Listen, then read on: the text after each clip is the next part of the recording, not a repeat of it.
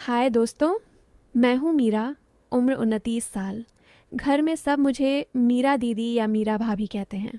कद 5 foot 3 inch, रंग गोरा सा दूधिया, बाल कमर तक लंबे और घने। शादी को 8 साल हो गए, लेकिन अभी भी जब मैं साड़ी पहनकर घर में घूमती हूँ तो कई बार खुद शीशे में देखकर सोचती हूँ कि काश कोई मुझे इस रूप में देख ले। मेरे शरीर की बात करूँ तो छाती थोड़ी भारी है, कमर पतली और पीछे वाला हिस्सा चलते वक्त खुद महसूस होता है कि वो हल्का हल्का लहराता है। गांव के घर की बहू हूँ, लेकिन शहर में रहती हूँ। पति सिद्धार्थ जॉब की वजह से ज़्यादातर बाहर रहते हैं। महीने में 10-15 दिन ही घर आ पाते हैं। बाकी समय मैं अकेली, या कह लूँ कि केवल कर्ण के साथ। कर्ण मेरा नौकर है। उम्र 24 साल। गांव से आया था 4 साल पहले। लंबा, काला, मजबूत कदकाठी। हाथों में मेहनत की लकीरें साफ दिखती हैं। चेहरे पर हमेशा एक शर्माती हुई मुस्कान। बोलता कम है, लेकिन काम करता बहुत है। तो सुनो, ये कहानी उसी की है। सुबह के 7 बज रहे थे। मैं बेडरूम में खड़ी आईने के सामने साड़ी ठीक कर रही थी। आज हल्का सा पीला ब्लाउज पहना था, जिसका किनारा थोड़ा गहरा था। साड़ी नीचे सरक रही थी। मैं बार बार खींच रही थी। कर्ण, चाय बना दी क्या? मैंने आवाज़ लगाई। जी दीदी, बस ला रहा हूँ, उसकी आवाज़ किचन से आई। 2 मिनट बाद वो कमरे में आया। ट्रे में चाय, बिस्किट और एक छोटा सा गुलाब का फूल, रोज़ की तरह। लेकिन आज उसकी नज़र मेरे ऊपर वाले हिस्से पर रुक गई, बस एक पल के लिए। फिर तुरंत नीचे झुका ली। मैंने मुस्कुराते हुए पूछा, क्या देख रहा है कर्ण? नहीं दीदी, कुछ नहीं, बस। फूल टूट गया था तो सोचा आपकी चाय के साथ रख दूं। मैंने चाय का कप उठाया। उंगलियां गर्म हो गईं। कर्ण अभी भी खड़ा था। उसकी कमीज की ऊपरी 2 बटन खुले थे। पसीना चमक रहा था। तुम्हें गर्मी लग रही है? मैंने पूछा। हाँ दीदी, आज सुबह से ही। मैंने कप वापस रखा और उसके पास गई। हाथ बढ़ाकर उसकी कमीज का तीसरा बटन बंद कर दिया। मेरी उंगलियां उसकी छाती पर हल्की सी लगीं। गर्मी थी, बहुत गर्मी। बटन बंद रखा करो, कोई देख लेगा तो क्या कहेगा? मैंने धीरे से कहा। कर्ण का सांस थोड़ा भारी हो गया। उसने सिर्फ सिर हिलाया। उस दिन मैंने उसे छत पर बुलाया। पुराना सामान निकालना था। लोहे का पुराना अलमारी, टूटे फ्रेम, किताबों के बंडल। गर्मी बहुत थी। मैंने साड़ी का पल्लू कमर पर खोंस लिया था। ब्लाउज़ का पीछे वाला हुक थोड़ा ढीला हो गया था। कर्ण ऊपर चढ़कर सामान उतार रहा था। मैं नीचे खड़ी उसे देख रही थी। उसकी शरीर से पसीना बह रहा था। शर्ट पीठ से चिपक गई थी। मांसपेशियां साफ दिख रही थीं। कर्ण, नीचे उतरते वक्त सावधानी से, गिर मत जाना, मैंने कहा। आप चिंता मत करो दीदी, मैं संभाल लूँगा। जब वो नीचे उतरा तो उसका शरीर मेरे बिल्कुल पास से गुजरा। उसकी बाँह मेरी छाती के बगल से रगड़ खाती हुई निकली, बस हल्की सी रगड़। लेकिन उस पल दोनों के सांस रुक गए। सॉरी दीदी, उसने फ़ौरन कहा। कोई बात नहीं, गलती से हो गया, मैंने मुस्कुराकर कहा। लेकिन अंदर से एक अजीब सी गर्मी उठ रही थी। उसके बाद हम दोनों छत पर ही बैठ गए, पानी पीने लगे। मैंने उसे अपना गिलास थमा दिया। तुम पहले पी लो। वो गिलास लेते वक्त मेरी उंगलियों को छू गया। उसने गिलास को होंठों से लगाया जहाँ मेरे होंठों का निशान था। धीरे धीरे पूरा पानी पी गया। मैंने देखा, वो भी देख रहा था। फिर अचानक बोला, दीदी, आप बहुत अच्छी हो। क्या मतलब? मैंने हंसते हुए पूछा। मतलब, साहब जितने दिन बाहर रहते हैं आप अकेली रहती हो, फिर भी कभी शिकायत नहीं करती। मैंने साड़ी का पल्लू ठीक किया और धीरे से बोली, अकेली तो हूँ, लेकिन अब तो तुम हो ना? ये बात मैंने बहुत सामान्य स्वर में कही, लेकिन कर्ण के चेहरे पर एक अलग सी चमक आ गई। उस दिन शाम को वो मेरे कमरे में कपड़े रखने आया। मैं बेड पर लेटी हुई थी। कर्ण ने कपड़े अलमारी में रखे, फिर रुक गया। कुछ चाहिए तो बताना, मैंने करवट ली। अभी तो तुम ही काफ़ी हो, मैंने आंखें बंद करते हुए कहा। कर्ण कुछ देर खड़ा रहा, फिर धीरे से बाहर चला गया। रात को खाना बनाते वक्त वो किचन में था। मैं पीछे से आई, उसकी पीठ के पास खड़ी होकर बोली, कर्ण, आज चावल थोड़े कम पके हैं ना? जी दीदी, थोड़े सख्त हैं। मैंने उसके बगल से हाथ बढ़ाकर चावल छुआ। मेरी बाँह उसकी बाँह से सटी। गर्मी। हाँ, सख्त ही हैं, लेकिन ठीक हैं। कभी कभी सख्त चीज़ें भी अच्छी लगती हैं। कर्ण का चम्मच हाथ में कांप गया। मैं हंस दी। क्या हुआ, घबरा गए? नहीं दीदी, बस आपका बोलने का तरीका। कैसा तरीका? वो कुछ नहीं बोला, सिर्फ मुस्कुराया। उस रात मैं सोते वक्त सोच रही थी कि ये क्या हो रहा है। मैं जानबूझकर उसे परेशान कर रही थी, लेकिन कुछ करने की हिम्मत नहीं कर पा रही थी। कर्ण भी शायद वही सोच रहा होगा। अगले कुछ दिन ऐसे ही बीते। एक दिन मैं नहाने के बाद बाल सुखा रही थी। कर्ण कमरे में झाड़ू लगा रहा था। मैंने आईने में देखा। कर्ण, पीछे की तरफ भी अच्छे से साफ करना। वो पास आया तो सांस थोड़ी तेज हो गई। दीदी, यहाँ एक जगह गंदगी लग रही है, उसने धीरे से कहा। तो साफ कर दो ना।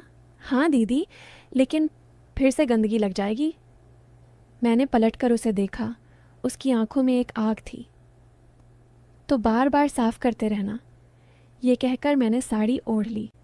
कर्ण बाहर चला गया, लेकिन उस दिन के बाद हम दोनों के बीच की हवा बदल गई थी। अब वो मेरे पास से गुजरते वक्त अपनी सांस नहीं रोक पाता। मैं भी उसे देखकर मुस्कुरा देती। एक शाम वो मेरे लिए फल काट रहा था। मैं उसके सामने बैठी थी। वो फल काटता रहा। मैंने धीरे से कहा, कर्ण, फल अच्छे से काटना, मीठा होना चाहिए। दीदी, जितना मीठा आप हो उतना कोई नहीं हो सकता। मैं हंस पड़ी। चल झूठा, सच कह रहा हूँ दीदी। उसकी आवाज़ में अब एक अलग सी गहराई आ गई थी। मैं उठी, उसके बहुत पास गई और बोली, कर्ण, तुम सच बोलते हो ना? हाँ दीदी। तो एक सच और बताओ, जब तुम मुझे देखते हो तो क्या सोचते हो? कर्ण ने सिर झुका लिया, फिर धीरे से बोला, सोचता हूँ कि दीदी को अगर मैं कभी। वो रुक गया। मैंने उसका चेहरा ऊपर उठाया। कभी क्या? कुछ नहीं दीदी। वो भाग गया। मैं जानती थी कि अब ये कहानी रुकने वाली नहीं है, लेकिन मैं भी नहीं चाहती थी कि ये जल्दी ख़त्म हो जाए। धीरे धीरे, बहुत धीरे। उस रात मैं देर तक सो नहीं पाई। कर्ण के वो अधूरे शब्द बार बार कान में गूंज रहे थे। दीदी, कि अगर मैं कभी। मैं सोचती रही कि वो क्या कहना चाहता था, लेकिन मैं जानती थी और वो भी जानता था कि मैं जानती हूँ। अगली सुबह फिर वही रूटीन, लेकिन अब हवा में कुछ और था। मैं नहाकर निकली तो कर्ण बालकनी में कपड़े सुखा रहा था। मैंने हल्का सा नीला सलवार सूट पहना था जो शरीर पर थोड़ा टाइट था। बाल अभी गीले थे, पानी की बूंदें गर्दन पर गिर रही थीं। कर्ण, नाश्ता तैयार है? मैंने बालकनी के दरवाजे से पूछा। वो मुड़ा। जी दीदी, पराठे बना दिए हैं, गर्मा गर्म। मैं अंदर आई और टेबल पर बैठ गई। कर्ण पराठा परोसने लगा। जब वो झुका तो उसकी कमीज़ का कॉलर खुला था। मैंने देखा उसकी गर्दन पर पसीने की एक लकीर। तुम भी बैठकर खा लो, मैंने कहा। नहीं दीदी, आप खा लो, मैं बाद में। अरे बैठ ना, अकेले खाने में मज़ा नहीं आता। वो मेरे सामने बैठ गया। हम दोनों चुपचाप खा रहे थे, लेकिन आंखें मिलती रहती थीं।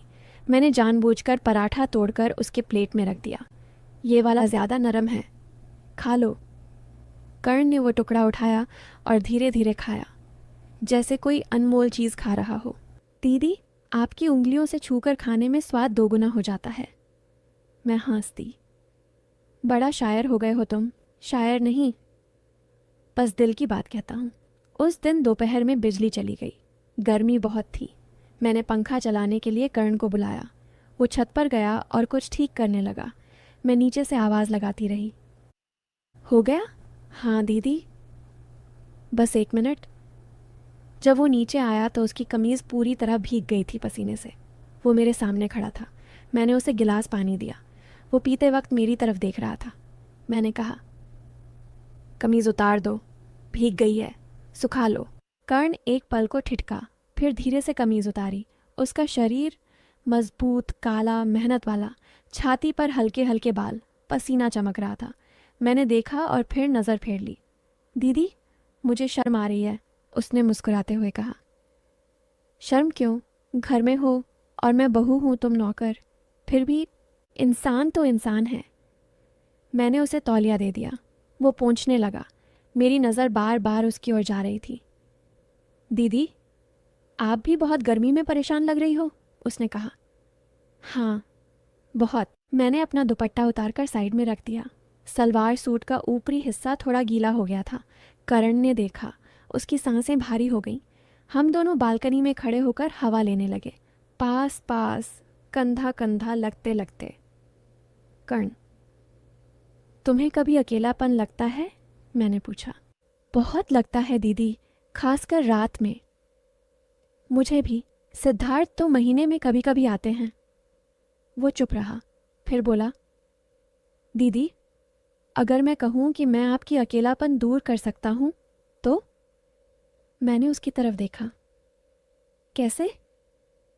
बस आपके पास बैठकर, बातें करके, आपकी सेवा करके।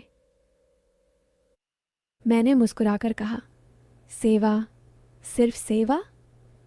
कर्ण ने सिर झुकाया। जितनी सेवा आप चाहें। उस शाम हम दोनों छत पर बैठे पुरानी यादें सुन रहे थे।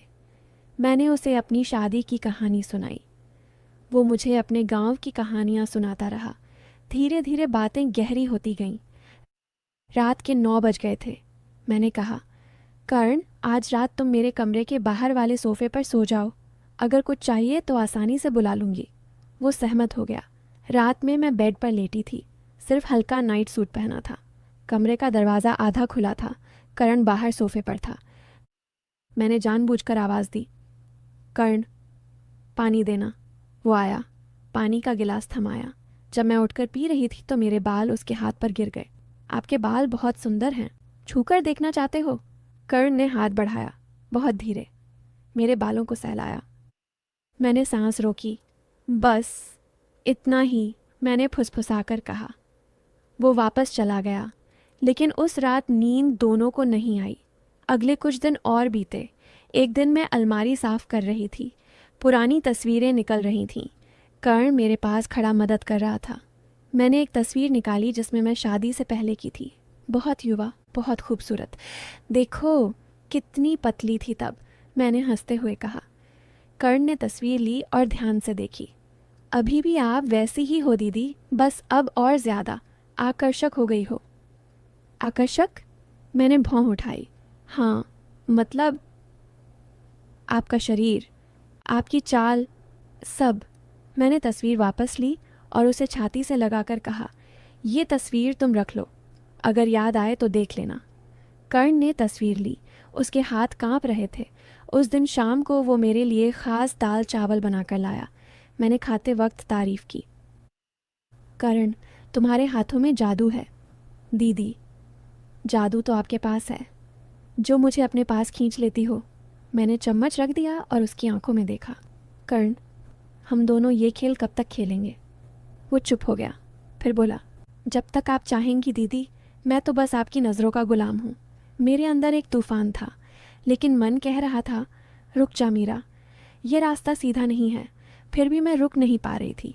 एक और दिन, बारिश नहीं लेकिन बादल छाए हुए थे। मैंने कर्ण को अपने साथ कपड़े खरीदने भेजा। बाजार नहीं, घर पर ही ऑनलाइन। लैपटॉप पर बैठे हम दोनों। मैंने साड़ियाँ देखी, कुछ हल्की, कुछ गहरी। ये वाली कैसी लगेगी? मैंने पूछा, एक लाल साड़ी दिखाते हुए। बहुत अच्छी, लेकिन आप पहनोगी तो और भी अच्छी लगेगी। तो कल पहनकर दिखाऊंगी। जी दीदी। जब सेलेक्ट कर रहे थे तो मेरी उंगलियां उसके हाथ पर बार बार पड़ रही थीं। वो हर बार सिहर जाता। रात को मैंने वो नई साड़ी पहनी, ब्लाउज़ बहुत फिटिंग वाला। मैंने कर्ण को बुलाया। देखो कैसी लग रही हूँ। कर्ण ने मुझे ऊपर से नीचे तक देखा। दीदी, आप तो देवी लग रही हो, लेकिन देवी नहीं, इंसान, बहुत खूबसूरत इंसान। मैंने पास आकर कहा, तो इंसान वाली सेवा करोगे? हर तरह की, उसने धीमी आवाज़ में कहा। मेरे शरीर में करंट दौड़ गया, लेकिन मैंने खुद को रोका। सिर्फ उसका हाथ पकड़ा और बोली, आज बस इतना ही। कर्ण समझ गया था। वो चला तो नहीं गया। लेकिन अब हम दोनों के बीच एक नई दूरी बन चुकी थी। पहले जो बातें सहज लगती थीं, अब उनमें एक झिझक घुल गई थी। पहले जो हंसी खुलकर निकलती थी, अब वो हल्की मुस्कान बनकर रह जाती। धीरे धीरे दिन बीतते गए। घर वही था, लोग वही थे, लेकिन माहौल बदल चुका था। अब करण मेरे सामने आता तो नज़रें झुका लेता। मैं भी खुद को सामान्य दिखाने की कोशिश करती, लेकिन दिल के अंदर एक अजीब सी बेचैनी रहती। शायद इसलिए नहीं कि मैं उससे दूर होना चाहती थी, बल्कि इसीलिए कि मैं समझ चुकी थी कि कुछ रिश्ते जितने पवित्र दूरी में रहते हैं, उतने पास आकर नहीं रह पाते। एक शाम मैं छत पर अकेली बैठी थी। आसमान में हल्के बादल थे और हवा ठंडी चल रही थी। मैंने अपने कंधों पर शॉल डाल रखा था। तभी पीछे से कदमों की आहट आई। कर्ण था। उसके हाथ में 2 कप चाय थे। दीदी, चाय? मैंने उसकी तरफ देखा और हल्का सा मुस्कुरा दी। वो थोड़ी दूरी बनाकर मेरे पास बैठ गया। कुछ देर तक हम दोनों बिना कुछ बोले चाय पीते रहे। उस खामोशी में भी बहुत सारी बातें थीं। फिर अचानक उसने धीमी आवाज़ में कहा, दीदी, मैं सोच रहा हूँ कि अब गांव वापस चला जाऊँ। मैं चौंक गई। इतनी अचानक? क्यों? उसने आसमान की तरफ देखा, जैसे जवाब वहाँ ढूंढ रहा हो। बहुत दिन हो गए। माँ बाबूजी बूढ़े हो रहे हैं और यहाँ रहकर मैं खुद को समझा नहीं पा रहा। उसकी आवाज़ भारी थी। मैं कुछ पल चुप रही, फिर धीरे से बोली, तुम्हें लगता है मैं कुछ नहीं समझती? मैं भी पिछले कई दिनों से खुद से लड़ रही हूँ। कर्ण मेरी तरफ मुड़ा। उसकी आंखों में कोई शिकायत नहीं थी, बस दर्द था। दीदी, आप बहुत अच्छी हो। आपने हमेशा मुझे इज्जत दी, लेकिन मैं डर गया हूँ कहीं मैं इस रिश्ते की मर्यादा ना भूल जाऊँ। मेरी आंखें नम हो गईं। मैंने उसका हाथ अपने हाथों में लिया, बस एक भरोसे की तरह। कर्ण, इंसान की असली ताकत यही होती है कि वो सही और गलत के बीच फ़र्क समझे। अगर मन भटक जाए तो उसे वापस रास्ते पर लाना ही समझदारी है। वो चुप रहा। हवा और ठंडी हो गई थी। दूर किसी मंदिर की घंटी सुनाई दे रही थी। कर्ण ने धीमे से कहा, काश मैं आपसे पहले मिला होता। किसी और रिश्ते में मैंने उसकी बात बीच में ही रोक दी। नहीं करण, कुछ लोग हमारी ज़िंदगी में इसलिए नहीं आते कि हम उन्हें पालें, बल्कि इसलिए आते हैं ताकि हम खुद को समझ सकें। उसकी आंखों से आंसू निकल पड़े। मैंने पहली बार उसे भाई की तरह अपने कंधे का सहारा दिया। तुम बहुत अच्छे इंसान हो, और अच्छे इंसान गलत रास्ता चुनकर अपनी अच्छाई नहीं खोते। उस रात हम दोनों देर तक बातें करते रहे। उसने अपने गांव की बातें बताईं, कैसे बचपन में जिम्मेदारियां उठानी पड़ी, कैसे पढ़ाई अधूरी रह गई, कैसे शहर आकर काम करना पड़ा। मैंने भी पहली बार अपने अकेलेपन की बात किसी से खुलकर कही। मुझे एहसास हुआ कि कई बार इंसान गलत नहीं होता, बस अकेला होता है। अगले दिन से सब कुछ बदल गया। अब करण पहले जैसा खुलकर मेरे आसपास नहीं रहता था, लेकिन उसके व्यवहार में सम्मान पहले से ज़्यादा था। मैं भी उसे हमेशा भाई कहकर बुलाने लगी। समय धीरे धीरे आगे बढ़ता गया। फिर एक दिन अचानक सिद्धार्थ का फ़ोन आया। मीरा, मैं वापस आ रहा हूँ, हमेशा के लिए। नौकरी छोड़ दी, अब घर पर ही बिजनेस शुरू करेंगे। मेरे चेहरे पर मुस्कान आ गई, लेकिन दिल में हल्का डर भी था। इतने महीनों की बातें, इतने अनकहे एहसास, क्या सब सामान्य हो पाएगा? मैंने कर्ण को ये खबर दी। वो कुछ सेकंड चुप रहा, फिर मुस्कुराया। अच्छी बात है दीदी, अब घर फिर से पूरा हो जाएगा। और तुम? मैंने पूछा। वो हल्के से हंसा। अब मेरी ज़रूरत कहाँ रहेगी? मैं गांव लौट जाऊंगा। मैंने तुरंत मना कर दिया। नहीं, तुम कहीं नहीं जाओगे, तुम इस घर का हिस्सा हो। कुछ दिनों बाद सिद्धार्थ वापस आ गया। घर में फिर से रौनक लौट आई, लेकिन मेरे मन में एक बोझ था। मैं नहीं चाहती थी कि कोई बात छुपी रह जाए। एक रात मैंने हिम्मत करके सिद्धार्थ को सब सच बता दिया। मैंने उसे बताया कि कैसे अकेलेपन में कर्ण ने मेरा साथ दिया, कैसे हम दोनों भावनात्मक रूप से एक दूसरे के करीब आने लगे थे, और कैसे सही समय पर हमने खुद को संभाल लिया। सिद्धार्थ पहले बहुत चुप रहा। उसकी आंखों में गुस्सा भी था, दुख भी। लेकिन अगले दिन उसने कर्ण से बात की। लंबी बात, बहुत देर तक। और जब वो कमरे से बाहर आया तो उसके चेहरे पर अलग ही शांति थी। उसने कर्ण के कंधे पर हाथ रखा और कहा, तुमने गलती नहीं की, तुमने खुद को रोका, यही सबसे बड़ी बात है। कर्ण की आंखें भर आईं। धीरे धीरे सब सामान्य होने लगा। सिद्धार्थ ने कर्ण को अपने नए बिजनेस में साथ काम करने का मौका दिया। कर्ण ने भी पूरी मेहनत और ईमानदारी से काम किया। कुछ महीनों बाद मैंने खुद उसकी शादी तय करवाई। लड़की गांव की थी, समझदार, पढ़ी लिखी और बहुत शांत स्वभाव की। शादी वाले दिन जब मैं उसकी दुल्हन को घर के अंदर ला रही थी तो मेरी आंखें भर आईं। कर्ण ने मेरे पैर छूते हुए कहा, दीदी, अगर उस समय आपने मुझे नहीं रोका होता तो शायद मैं खुद की नज़रों में कभी अच्छा इंसान नहीं बन पाता। मैंने उसके सिर पर हाथ रखा। रिश्ते बचाना आसान नहीं होता कर्ण, लेकिन जो लोग रिश्तों की इज्जत करना सीख जाते हैं वही ज़िंदगी में सबसे अमीर होते हैं। सब कुछ जैसे एक खूबसूरत मोड़ पर आकर ठहर गया था, लेकिन कहानी यहीं ख़त्म नहीं हुई। असल सच तो उसके कई महीने बाद सामने आया। एक दिन घर की सफाई करते समय मुझे सिद्धार्थ की पुरानी डायरी मिली। मैं यूं ही उसके पन्ने पलटने लगी, तभी एक पन्ने पर मेरी नज़र रुक गई। उसमें लिखा था, अगर कभी मैं मीरा से दूर रहूं तो कर्ण उसका ध्यान रखेगा।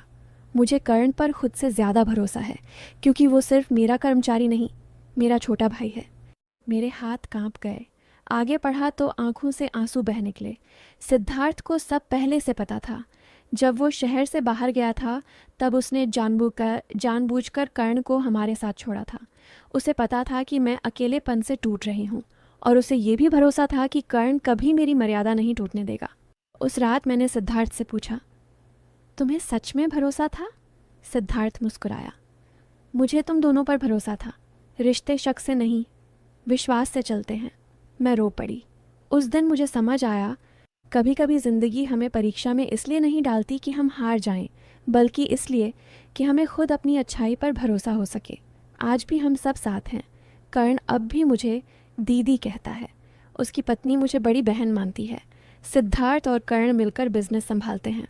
और मैं अब ये समझ चुकी हूँ कि सच्चा रिश्ता वो नहीं होता जिसमें लोग करीब आ जाएं, बल्कि वो होता है जिसमें लोग चाहकर भी गलत रास्ता नहीं चुनते, क्योंकि आखिर में इंसान की पहचान उसकी भावनाओं से नहीं, जो उसके फैसलों से होती है।